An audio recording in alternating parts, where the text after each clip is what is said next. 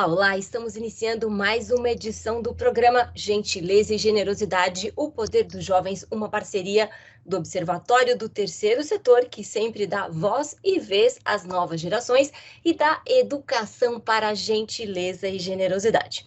Quem nos acompanha aqui no programa sabe que sempre os meus convidados são muito especiais e hoje não será um dia diferente. Eu estou aqui com o Leonardo Dias. Leonardo, tudo bom com você? Olá, pessoal, tudo bem? Leonardo, de onde é que você está falando? Eu falo agora de Nova York, inclusive estou passando um frio. Olha que maravilha, Leonardo, que a gente está aqui em São Paulo, estamos passando um calor. Coloquei até este laranja hoje para mostrar o quão quente está na nossa cidade. Eu sei que a nossa conversa, a gente vai esquentar os corações das pessoas ainda mais aqui no Brasil, e aí o pessoal que está no friozinho vai acompanhar e vai se aquecer bastante nessa nossa conversa. Bom, gente, eu vou apresentar aqui o currículo. É inacreditável que o Leonardo tem apenas 20 anos. Então, vou contar aqui a bio resumida do nosso convidado de hoje.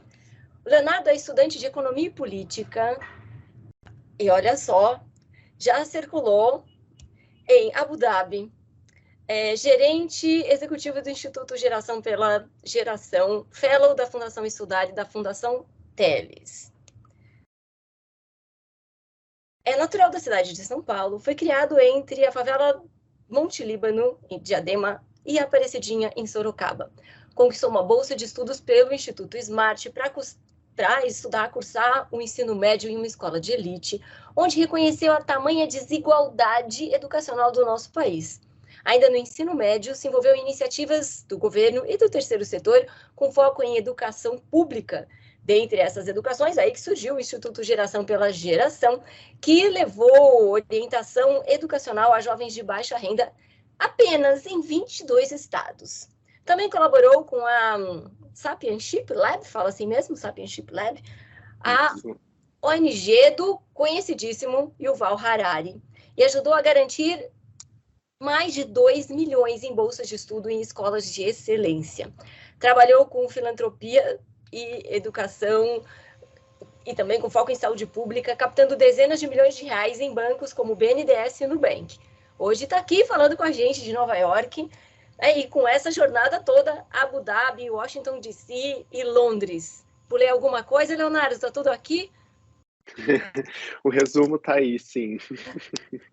Bom, é uma alegria ter você com a gente, que certamente será uma grande inspiração para os jovens, para as crianças, para os professores nas escolas, bom, para todo mundo. Como de costume, o nosso programa sempre começa com o tradicional ping-pong. Esse ping-pong para a gente falar dos nossos 7 princípios: gentileza, generosidade, solidariedade, sustentabilidade, diversidade, respeito e cidadania. Vamos lá.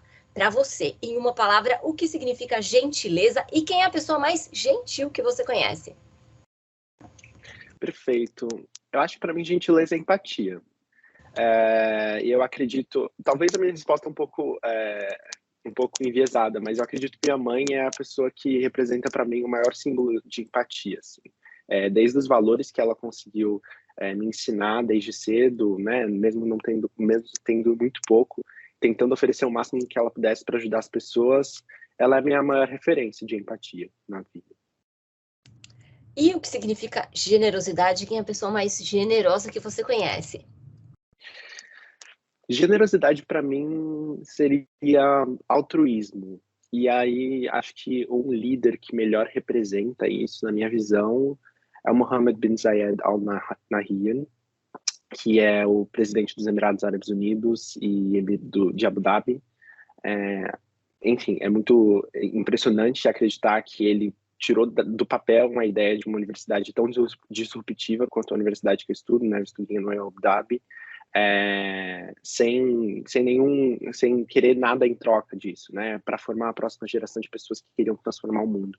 Então, acho que enquanto liderança, ele é a pessoa que mais representa isso. E que bom que tem gente assim nesse mundo, né? Para quem está desesperançoso, achando que tudo acabou, tá aqui muita boa perspectiva, muita gente fazendo a diferença, que por vezes a gente nem sabe, não está na pauta dos grandes noticiários. Na prática, dar, receber, ressignificar, contribuir. Um gesto de gentileza que você recebeu e que marcou sua vida, um gesto de gentileza que você praticou e que marcou a sua vida também. Eu acho que um gesto que ficou muito marcado na minha mente foi quando, ainda na Aparecidinha, em Sorocaba, eu estudava em escolas públicas e eu buscava uma educação de ponta, mas eu não tinha recursos para isso. E foi quando eu estava conversando com um colega de rua e ele me comentou que ele conhecia alguém que estudava no Smart.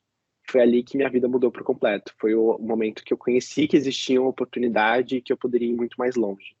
Então, acho que aquela pequena fala dele transformou minha vida por completo. E, similarmente, né, um ato que eu fiz era o simples ato de visitar escolas públicas para apresentar o SMART, né, o instituto que dá bolsa de estudos para jovens estudarem em escolas de elite, e saber que existem muitas pessoas que entraram no SMART depois dessas visitas na escola demonstram esse poder assim da gentileza de alguma forma na minha vida. É incrível que é um circuito, né? E a mesma coisa quando a gente pensa em generosidade. Um gesto que você recebeu e que marcou a sua vida, e um gesto que você praticou e que marcou a sua vida também. Perfeito. Durante o meu final do ensino médio, quando eu comecei a me preparar para estudar fora, era muito difícil. Uma oportunidade muito, muito seletiva. E para conseguir entregar todas essas coisas que são necessárias para isso é muito difícil. Então, contar com a generosidade de pessoas que se dispunham lá do seu tempo, que já estavam estudando fora para me ajudar com esse processo foi muito importante. Então, ver a doação de tempo dessas pessoas demonstra para mim esse poder da generosidade. E também a mesma coisa, né? Depois que eu passei para estudar fora, também me dispus a ajudar outras pessoas com o meu tempo para conseguir fazer com que elas conseguissem acessar a universidade de ponta fora do Brasil, que é o que aconteceu. Assim, muitas pessoas conseguiram acessar com esse apoio. Então, acho que é um ciclo do bem, eu costumo dizer. Muito bonito ouvir isso, Leonardo. E às vezes as pessoas ficam complicando, né? E tentando achar, ai, que atitude eu fiz que mudou o mundo inteiro. Muitas vezes dedicar aquilo, oferecer aquilo que você tem de melhor, compartilhar um pouco do seu tempo com alguém, já faz uma grande diferença. Agora a gente chegou no nosso momento, complete a frase. E aí queremos te ouvir. O Brasil seria um país mais gentil e generoso se... O Brasil seria um país mais gentil e generoso se os nossos líderes servissem de exemplo para isso. Eu ainda acho que a gente tem uma falta muito grande de líderes que consigam demonstrar praticamente como a gentileza e generosidade podem transformar o nosso país. Ai, que bonito, você já engatou e já respondeu a próxima pergunta, que é a gentileza e generosidade tem o poder de... Muito bonito. Transformar o mundo. Além de tão talentoso, tão jovem, ainda é telepata. Já vamos para a próxima. Bom, Leonardo, a gente fez uma pesquisa recentemente, inclusive estamos para lançar aí os resultados da 4ª edição da pesquisa 3 coisas que eu quero melhorar no mundo e queremos te ouvir. Para você, quais são as 3 coisas que você gostaria de melhorar no mundo? Perfeito. Eu acho que 2 coisas muito concretas que a gente tem muito controle e a terceira é um resultado disso. Acho que na minha vida foi muito importante a educação de forma geral. Sou muito apaixonado por isso, acredito muito no poder que a educação pode ter na vida das pessoas e transformar a trajetória delas. Um segundo problema que para mim é muito importante é o problema da desigualdade. Eu acredito que, enfim, ter saído da favela do Monte Líbano e ter viajado o mundo, você começa a descobrir quão grande esse planeta pode ser e quão distante as oportunidades estão das pessoas. E acho que tudo isso demonstra muito o terceiro ponto, que para mim é muito, muito, muito importante, que dialoga muito com a minha trajetória, que é a esperança de crianças. Se eu conseguisse, de alguma forma, trabalhar para resgatar a esperança de crianças, eu acho que eu teria completado a minha missão aqui na minha vida. Nossa, que maravilhosa visão. Eu diria que o seu primeiro ponto, o seu segundo ponto, sem dar um spoiler dos resultados da pesquisa, mas estão muito em linha com as preocupações, as expectativas dos nossos jovens que foram entrevistados para essa edição. Isso se mantém nas 4 edições. Tá? Então, é muito importante a gente perceber o quão consciente estão os jovens, o quão conscientes estão os jovens, né? E a questão da esperança é muito bonito, muito louvável a gente lembrar que a esperança não pode ser só para alguns, né? Quando a gente leva isso para mais gente, quando a gente propicia perspectiva para alguém, isso faz muita diferença. Bom, a gente está mais do que aquecido nesse ping-pong. Agora vamos às respostas. As perguntas eu vou fazer, mas eu estou muito curiosa com as respostas que viram aqui. Eu tenho certeza que a nossa audiência também. Você é muito jovem. Você tem uma trajetória profissional admirável. Quando é que você percebeu essa vocação para mudar o mundo? Que idade você tinha? Qual foi o contexto desse despertar? E quais foram as suas inspirações e os seus motivadores? Muito bom. Acho que, primeiramente, é muito importante dar um contexto de onde eu venho, né? Conforme eu disse, fui criado na favela do Monte Líbano, com recursos muito escassos, né? A casa que eu morava era um quarto que não tinha janelas, tinha água cortada toda semana por viver na periferia, uma situação realmente muito restritiva. E quando eu fui contemplado para cursar meu ensino médio em uma escola de elite, eu acredito que foi o momento em que eu descobri um novo mundo. Aquela restrição que eu costumo dizer que existia no meu quarto se transformou da água para o vinho para um mundo muito abundante de oportunidades. Assim. Então, ter noção de que tudo isso existia me despertou muito uma esperança de que meu futuro poderia ser melhor, mas também um inconformismo, assim, uma inquietude de ver que aquilo não estava sendo proporcionado para todo mundo. Então, acho que foi ali que eu comecei a me questionar qual era o meu papel nessa sociedade, se eu tive o privilégio de ter acesso a essas oportunidades, o que eu poderia fazer com esse privilégio. Então foi ali que eu vi que impacto social era uma coisa que eu gostaria de trabalhar. E isso foi logo quando eu entrei no ensino médio, acho que foi os primeiros meses eu tive essa sensação muito angustiante dentro de mim, de que eu tinha que fazer alguma coisa. Ali eu estava com os meus 15 anos e já tinha começado também a me envolver com iniciativas que, de alguma forma, tentavam responder a essa desigualdade que eu vivia na prática, na pele. E foi esse momento de me descobrir e ver que tudo aquilo que eu tinha recebido poderia servir para um propósito melhor, maior. E eu acho que inspirações para mim vieram muito das pessoas que eu usava como referência, assim, né? Eu costumo dizer que quando você vem do lugar de onde eu vim, né, dessa realidade da periferia, da favela, você não é apresentado a referências. E quando eu me tornei bolsista do Smart, foi o momento em que eu conheci pessoas que passaram pelo Smart, conheci pessoas que tinham sua trajetória transformada e elas serviram como referência desse lugar onde eu poderia ir. Mas também serviram como referência do poder multiplicador, de alguma forma, que eu poderia ter e fazer com que mais pessoas conseguissem acessar essa rede, fazer com que mais pessoas pudessem ter sua vida transformada pela educação. Então, eu acho que foi muito importante ter essas referências assim para mim, sabe? É tão difícil essa fala de referência hoje, né? Você citou da questão do nosso cenário político, cenário econômico, assim como circular em espaços onde as pessoas possam ser referências. A gente tem encontrado muitas referências mágicas e inspiradoras em todos os cantos, especialmente nas quebradas, né?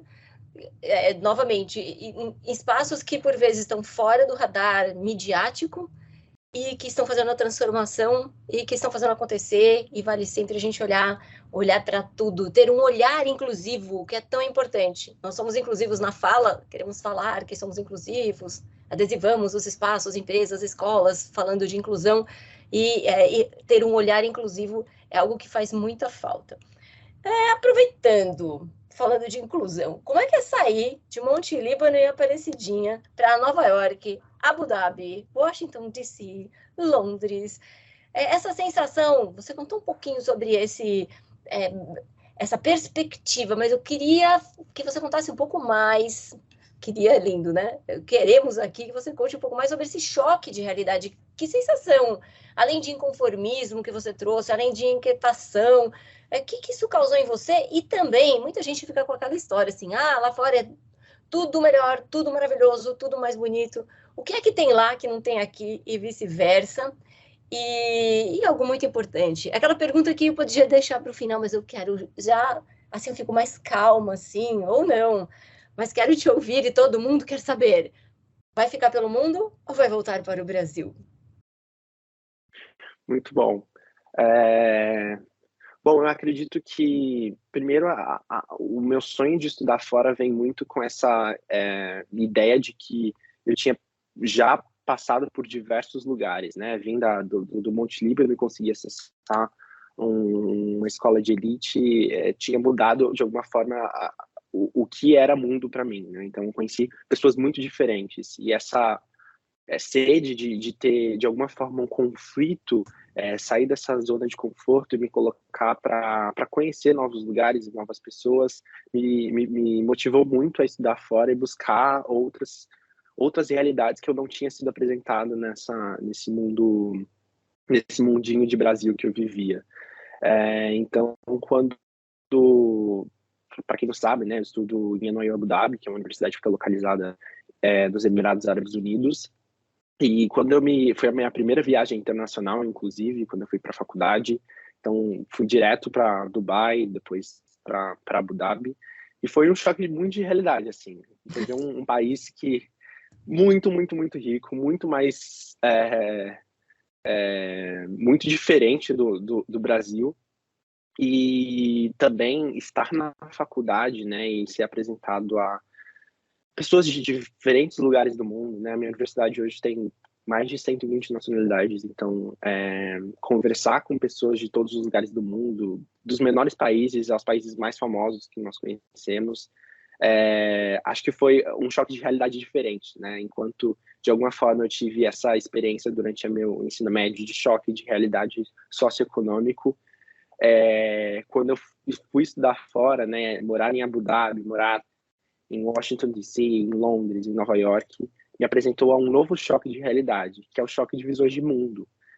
Pessoas que vêm de vários lugares do mundo têm visões diferentes sobre como a nossa sociedade deve ser, e eu gosto muito dessa experiência. Acho que me agrega muito ter tido a experiência, a oportunidade de visitar todos esses lugares e conhecer todas essas pessoas. E sobre o que eu acho que tem lá e que não tem aqui, eu acredito que, de forma muito prática, assim, essa oportunidade de ter visões de mundo muito diferentes não é uma coisa que eu conseguiria encontrar no Brasil, infelizmente. As nossas universidades, a gente tem uma universidade muito boa, inclusive muitas universidades de ponta do Brasil eram como um sonho para mim também.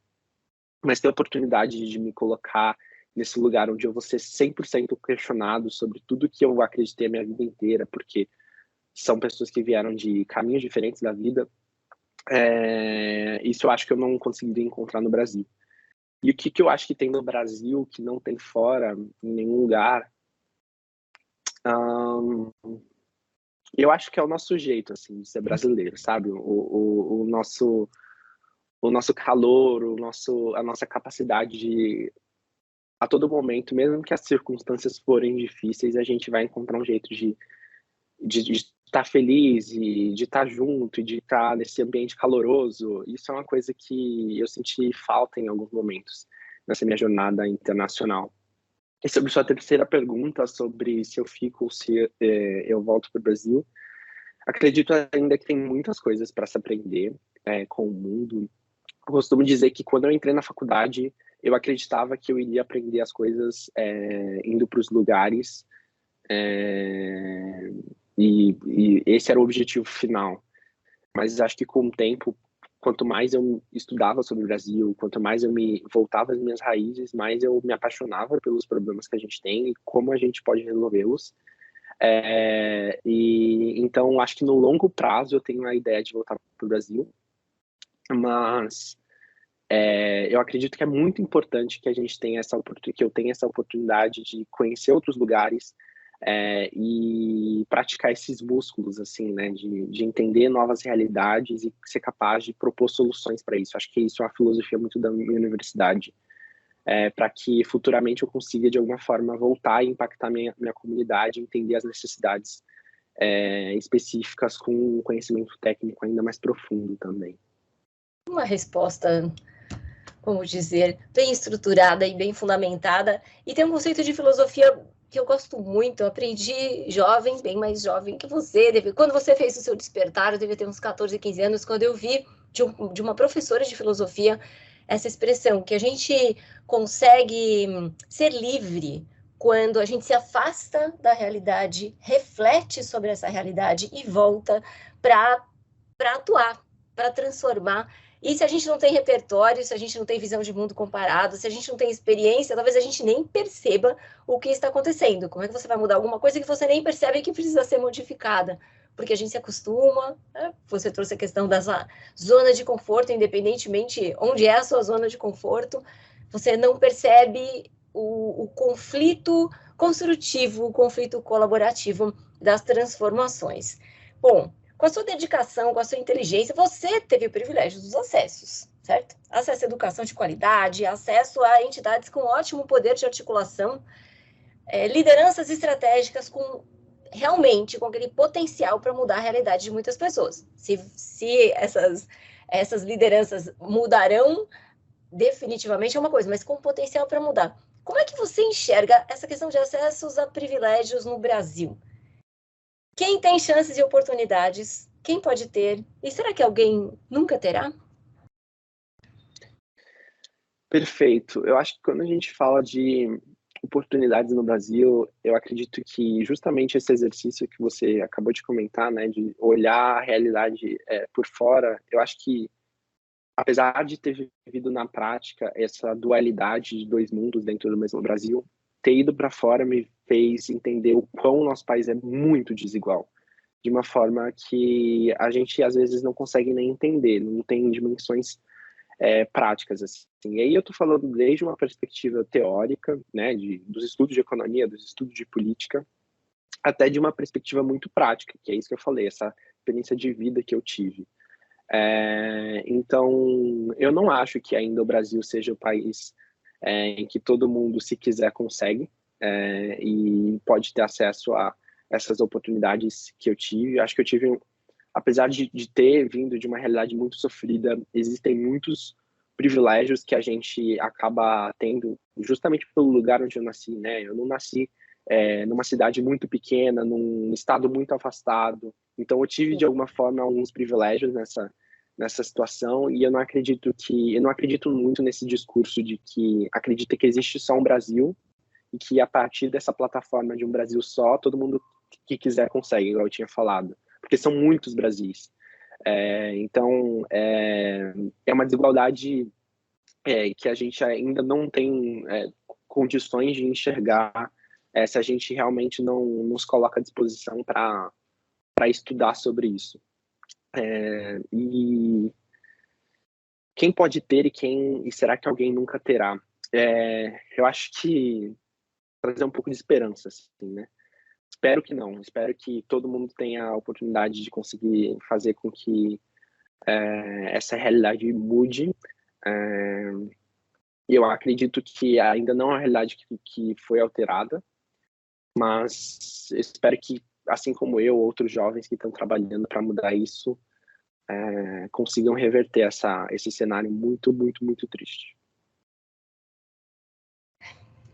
O que você recebeu, você imediatamente começou a devolver. Esse é um ponto muito importante quando a gente fala de acessos, né? Quem tem, quem teve, quem nunca terá, e depende muito de quem tem o acesso e como compartilha esse acesso. Quem tem o acesso, tem gente que tem o acesso e guarda em segredo, né? O acesso é meu, minha preciosidade, não vou contar para ninguém, eu tive. E essa visão que a gente tem percebido nas novas gerações, o que é muito engrandecedor, o que é muito enriquecedor ao conversar com jovens sociotransformadores como você, que para além da visão, a nossa audiência aqui que nos acompanha, quem assiste, já estamos na nossa terceira temporada do programa O Poder dos Jovens, tem acompanhado essa expressão que ultrapassa o conceito socioemocional e leva para a ação, porque tem a indignação, a reclamação e a ação, é uma distância. Eu posso estar indignado, mas eu posso não fazer nada. E o conceito sócio-transformador é esse que vai lá e faz alguma coisa. E essa velocidade, você recebeu e você imediatamente começou a devolver para a sociedade com seus projetos de filantropia, em educação, em questões de saúde pública, em parceria com o governo, junto com o terceiro setor. Conta um pouquinho sobre isso, né? Por exemplo, o Instituto Geração pela Geração, Sapientship Lab, outros processos. Conte um pouco sobre essa estrutura desses projetos, como você se envolveu com esses projetos e como é ser um captador pelas cifras que você compartilhou. Então, como é que é ser um captador de recursos bem-sucedido e bem jovem também? Porque tem muito adulto falando, nossa, como é que eu capto recursos, por onde eu começo? Novamente, sempre me dirijo à minha audiência, como minha querida audiência. Quantos não tem essa... Quantas não tem essa preocupação? Como é que eu capto, por onde eu começo? Conta um pouco pra gente. Como é que foi essa sua trajetória meteórica, Leonardo? Perfeito. Eu acredito que o meu engajamento, assim, com essas iniciativas sociais é muito orgânico, igual eu tinha comentado contigo. De alguma forma, ter entrado nesse ensino médio transformou muito a minha visão de mundo, e essa sensação de que eu tinha que, de alguma forma, expandir essa porta para que mais pessoas pudessem entrar, foi muito imediata, essa sensação. Então, esse engajamento, eu tentava encontrar outras pessoas na minha rede que tinham essa sensação de inquietude que eu tinha.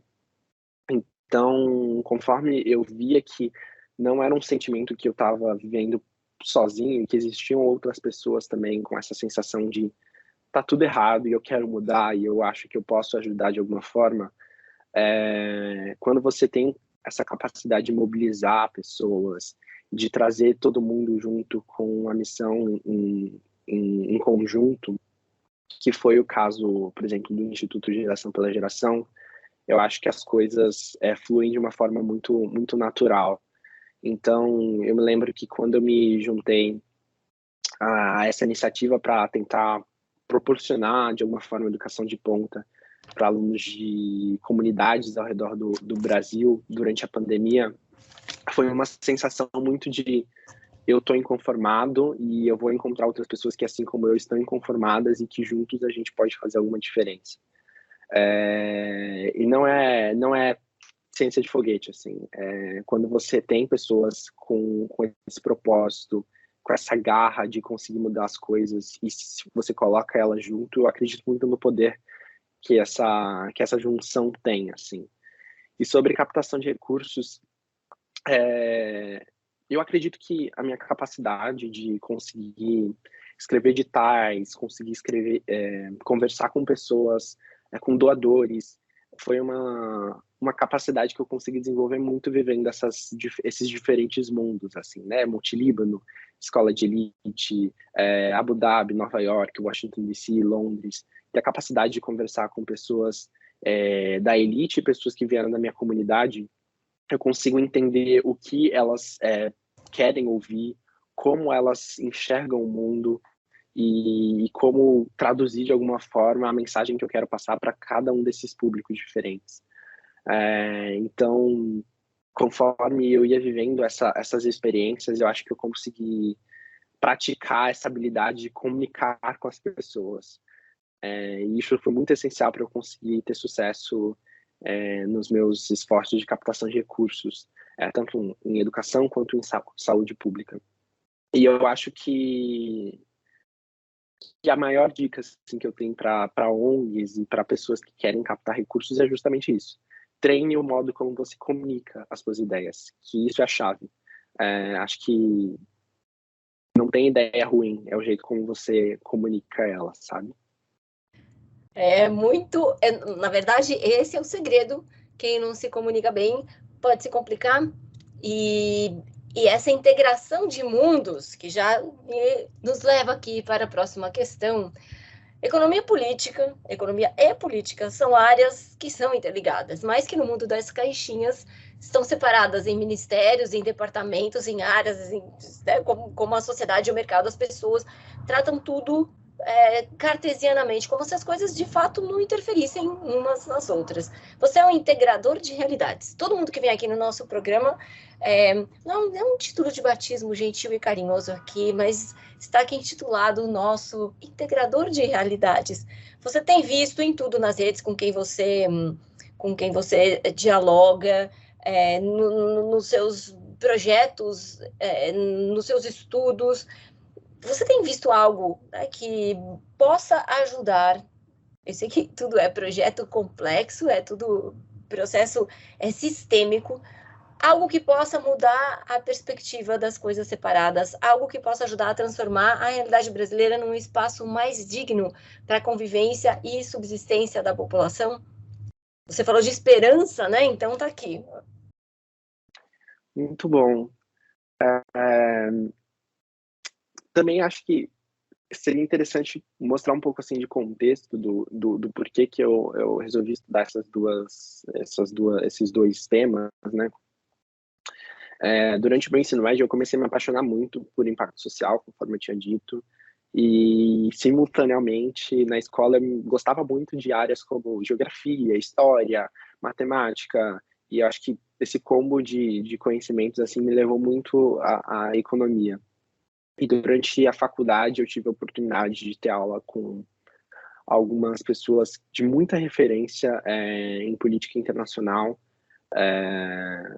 digo política internacional, política de outros países, né, que não no Brasil, e eu me apaixonei muito por ambos os temas, comecei a estudar, e eu acho que assim como você, as pessoas têm assim como você disse, né, as pessoas têm essa noção de que, apesar de serem áreas, quando você ouve no jornal, sempre estão lá juntas, colocadas juntas, ainda tem uma dicotomia muito grande, né? Mas eu acredito muito que existem algumas áreas de estudo em específico que conseguem unir essas áreas e que conseguem mostrar que existe esperança para o Brasil. Assim, acho que um dos temas que eu mais me apaixonei em estudar durante essa minha jornada foi, por exemplo, como uma política mais representativa nos gera um país mais equitativo, né, um país mais igual, mas também um país que cresce mais. Existem muitos estudos na área da política e na área da economia que dizem como a gente consegue fazer com que diferentes raças, diferentes etnias, diferentes camadas sociais trabalhem junto e como esse trabalho em conjunto, de alguma forma, gera crescimento econômico. Então, acho que existem algumas intersecções das duas áreas que eu sou muito apaixonado, demonstram como são áreas que podem dialogar e também como são áreas que podem apresentar alguma esperança assim, para o Brasil.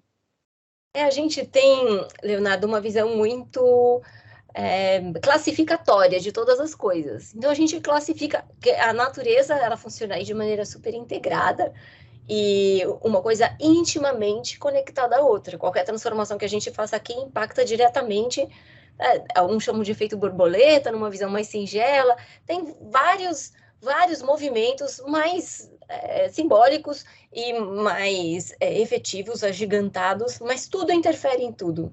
E cada decisão num canto interfere no outro e não tem ninguém melhor que ninguém na modelagem de escala. Então, toda a nossa classificação, quando a gente estuda, né, tudo que a gente lê, tudo que a gente pesquisa, o que a gente vê de notícia, sempre usa uma base enquadratória, classificatória. E trabalhar junto é isso, é unir diferenças num mundo em que as pessoas, elas todas têm a contribuir. E trabalhar em conjunto, de fato, é o que nos fará chegar mais longe. Eu não sei o quanto crescer, né, e qual o limite desse crescimento. Agora, eu quero aproveitar essa visão de falar de crescimento, de desenvolvimento. A gente está falando sempre do lado da esperança, né, do lado positivo. Não que eu queira finalizar aqui a nossa conversa, que está maravilhosa, e o tempo está voando. Eu queria te ouvir das dificuldades, porque você é fellow da Fundação Estudar, da Fundação Teles, bolsista do Smart. Quem vê, fala que fácil. Chegou fácil, assim, bom, Leonardo conseguiu, teve sorte, né? Muita gente fala isso, não teve sorte. E como é que foi? Quais foram as suas dificuldades? Como foi a sua dedicação para você alcançar esses resultados positivos? E também, quais são as suas dicas para quem está pensando em desistir? Já ouviu e falou, nossa, vai dar trabalho, né? Então eu prefiro não fazer nada, prefiro ficar aqui onde eu estou, porque eu vou ter que me esforçar, eu vou cansar. Conta pra gente. Muito bom. As dificuldades não faltam, assim. Eu acho que desde muito, muito, muito cedo eu aprendi que é muito mais sobre os desafios do que sobre as conquistas. Assim. Vai ter muito, muito, muito, muito não. Muito não. Acho que desde muito cedo eu sempre recebi nãos dos processos seletivos que eu tentava, e é justamente a capacidade de olhar para um não e falar, cara, como eu faço para melhorar, para chegar até o meu sim, que eu tanto quero. E as dificuldades aí são tanto um olhar mais introspectivo, né? De você ter a capacidade de ser resiliente a esses nãos, a capacidade de ser disciplinado e conseguir ter uma rotina de estudos que se alinha a esse objetivo final que você tem, e também uma capacidade interpessoal também, assim. Acho que a gente vive numa sociedade muito competitiva, então a todo momento a gente está sendo exposto a pessoas que, entre aspas, são melhores do que a gente, conseguiram muito mais do que a gente, em uma época muito mais jovem. Então, ter essa noção de que você tem o seu próprio caminho a trilhar, que você vai construir com as suas próprias mãos, é muito importante. Então, essa ideia de ficar se comparando a todo momento é muito, muito perigosa. Acho que uma dica que eu tenho a quem pensa em desistir é justamente o não tá aí, né? O não, ele vem igual água, assim. Tem muitos nãos. Eu costumo dizer, algumas pessoas às vezes vêm até mim, né, e me perguntam como eu consegui chegar tão longe, né, ter estudado fora e afins, o que é muito bonito, né, quando você vê todas as conquistas, mas existem muitos outros nãos, e talvez muito mais nãos do que todos esses sims que eu consegui até agora. Então, acho que a minha dica para não desistir uma vez que você recebeu uma negativa, pensa no que você poderia melhorar para conseguir chegar até esse sim que você tanto quer. Olha só que maravilha, transformar nãos em sims. Isso que dá motivação, se tudo está dado, se tudo está fácil, acredito que as coisas percam sua graça. Agora já nos dirigindo, nessa conversa que foi tão rápida, assim, nem acredito que praticamente 40 minutos se passaram, voou. Como um inspirador da gentileza e generosidade, Leonardo, tem uma mensagem que você gostaria de compartilhar? Você já passou agora essa dica para os jovens que estão pensando em desistir, mas do que você está vendo de mundo, os outros jovens que você tem conhecido, com quem você tem se relacionado, algo de inspiração, porque falta inspiração, né? A gente sabe que lideranças inspiradoras, a gente está precisando muito disso, que sejam referências, que uma criança possa ouvir isso e falar, essa é a esperança. Tá com você. Muito bom. Eu costumo dizer que todas essas experiências, né, de conversar com tanta gente diferente, acabou me colocando nessa posição de nunca tentar terminar uma frase ou tentar terminar algum pensamento com um ponto final, mas sempre com um ponto de interrogação. Acho que sempre quando a gente faz perguntas sobre aquilo que a gente acredita ou sobre aquilo que a gente aprende, a gente é capaz de ir mais longe. Acho que na própria gramática é assim, né? Depois de um ponto de interrogação, vem uma outra coisa para responder isso. Então, ter esse movimento de ir atrás de respostas, mas sempre fazer mais perguntas, é o que pode te levar muito longe, assim, se eu pudesse dizer. Uau! Bom, que maravilha de conversa, Leonardo. Acho que até refrescou o calor aqui. Espero que tenha esquentado por aí também. Quanto aprendizado, quanta inspiração. Então, querida audiência, eu vou fazer um apanhado rápido, vou começar de trás para frente com nunca termine com ponto final. Vamos colocar um ponto de interrogação em tudo, no que está acontecendo. Vamos perguntar mais. Acho que quando a gente pergunta para fora, a gente se questiona também. Essa dica das relações interpessoais, como isso é importante. Saber comunicar. Se você quer alguma coisa, às vezes você fica insatisfeito, mas você não está compartilhando. Como é que a outra pessoa vai saber que você quer alguma coisa, que você quer ajudar, que você quer compartilhar, se você não se comunica? Eu quero ser bem inclusiva aqui. Então, não estou falando só da comunicação de voz, e nem fiz a audiodescrição aqui no nosso começo, né? Então, eu vou fazer no fim da nossa conversa. Você fez sua descrição aí, que você estava com 2 blusas. Eu falei rapidamente do laranja, mas acho que algo muito importante para ficar claro é que ambos estamos com um sorriso no rosto de acreditar que sim, tem perspectiva para transformar, mas que para isso tem que ter disciplina, que para isso tem que ter a chamada força de vontade. No mundo competitivo, você tem que entender que as relações, elas podem ser construtivas, não é acabar com a competição, que isso não vai acabar, é história que faz parte da nossa natureza. Junte-se aos inconformados, né? Os inconformados se atraem, e isso, quando a gente soma inconformados, a gente pode fazer transformação. Como melhorar os nãos, o que a gente pode fazer com os nãos, assim como com as interrogações. Queremos novas referências, sejamos essas referências também. E que mais aqui para a gente concluir? A riqueza das visões de mundo. Olhar, ouvir, mesmo que a gente não saia do nosso país, o Brasil são inúmeros Brasis, né? Dá para a gente visitar uma comunidade, visitar não só a comunidade, a gente usa a comunidade, já classifica socialmente, né? A comunidade, eu estou falando de pobreza, tem a pobreza de espírito, e vale muito visitar esses espaços. Inclusive, eu recomendo territórios de pobreza de espírito que você leve energia da transformação para mudar esses espaços para que a gente possa, com esperança e de forma orgânica, estou usando todo o seu repertório aqui, com essa inquietude, fazer transformação. Imensamente grata por essa conversa, certeza, quando eu falo certeza, a gente fala, não dá para falar que é certo, mas que muita gente vai se inspirar com as suas palavras, com a sua trajetória e com tudo de maravilhoso que deve vir por aí. Gratidão por sua gentileza e generosidade de compartilhar seu tempo com a gente, e aqui, em nome do Observatório do Terceiro Setor e da Educação para Gentileza e Generosidade. Até uma próxima, e você volta, com certeza. Muito obrigada, Leonardo. Com certeza. Muito obrigado pelo convite, Marina. Até mais. Até!